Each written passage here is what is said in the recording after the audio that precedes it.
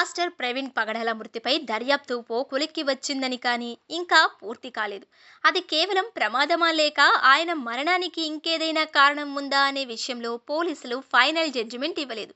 ఈలోగా రకరకాల మీడియాలో సోషల్ మీడియాల్లో చక్కర్లు కొడుతున్నాయి. పాస్టర్ ప్రవీణ్ పగడాల మృతిపై దర్యాప్తు కొలిక్కి వచ్చింది కానీ ఇంకా పూర్తి కాలేదు. అది కేవలం ప్రమాదమా లేక ఆయన మరణానికి ఇంకేదైనా కారణం ఉందా అనే విషయంలో పోలీసులు ఫైనల్ జడ్జిమెంట్ ఇవ్వలేదు.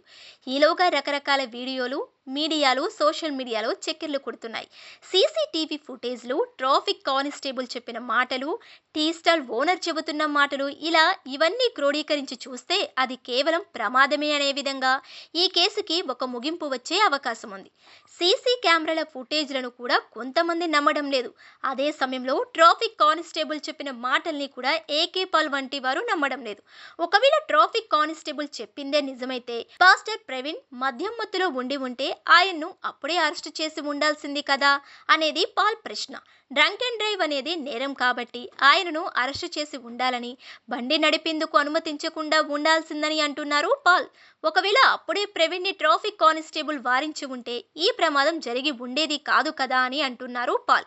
అది యాక్సిడెంట్ కాదు, ముమ్మాటికి హత్య అని అంటున్నారు పాల్.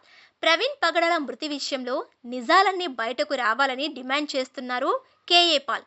తాను సుప్రీంకోర్టులో కేసు వేస్తానంటున్నారు. ఏపీ హైకోర్టుకి వెళ్తానని, ఇంటర్నేషనల్ క్రిమినల్ కోర్టులో ఈ విషయాన్ని జైన్ చేస్తానని, సిబిఐ నుంచి FBI దాకా విచారణ కోరతానని అంటున్నారు. తాను ఇవన్నీ చేయించక ముందే ఏపీ పోలీసులు నిజాలు బయట పెట్టించాలన్నారు. ప్రవీణ్ సొంత సోదరి చెప్పిన మాటలు కాకుండా ఎవరో ట్రాఫిక్ ఎస్ఐ చెబితే అతను ప్రవీణ్ పగడాలా అని నమ్మేస్తారా అని ప్రశ్నిస్తున్నారు పాల్.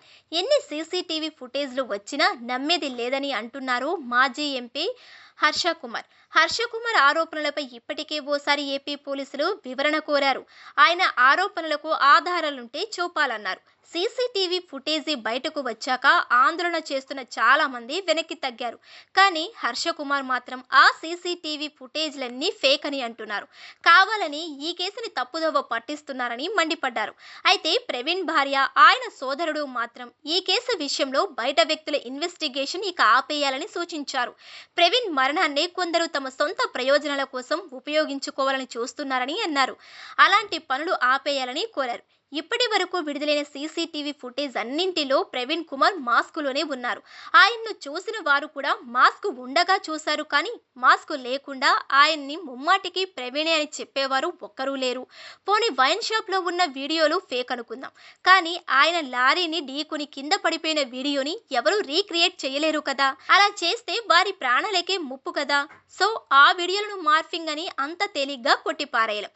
ఈ సంఘటనపై మరోసారి ఏపీ పోలీసులు క్లారిటీ ఇచ్చే వరకు ఈ వాద ప్రతివాదనలు జరుగుతూనే ఉంటాయి.